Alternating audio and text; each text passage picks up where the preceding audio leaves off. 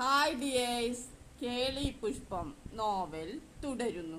പിന്നെ ഞാൻ ജംഷീറിന്റെ ഇരട്ട സഹോദരൻ ജർഷാദാണ്. സോറി, ഞാൻ വിചാരിച്ചു ജംഷീറാണെന്ന്. രഹനയല്ലേ? എന്നെ എങ്ങനെ അറിയും? ജംഷീർ പറഞ്ഞിട്ടുണ്ട് നിന്നെപ്പറ്റി.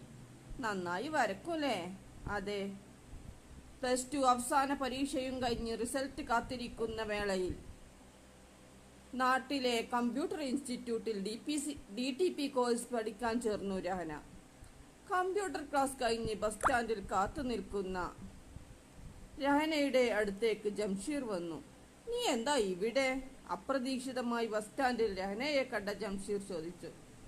ഞാനിവിടെ കമ്പ്യൂട്ടർ പഠിക്കുകയാണ്, രഹന പറഞ്ഞു. അതെയോ, ഡിഗ്രി ചെയ്യുന്നില്ലേ? റിസൾട്ട് വരട്ടെ.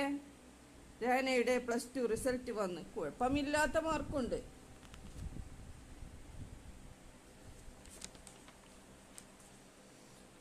അവൾ മഞ്ചേരി കോപ്പറേറ്റീവ് കോളേജിൽ ഡിഗ്രിക്ക് ചേർന്നു.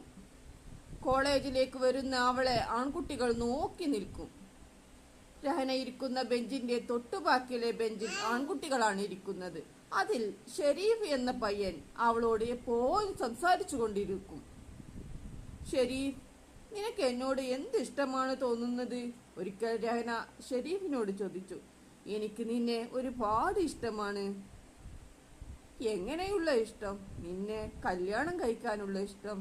തുടരും. Please subscribe, like, comment and share.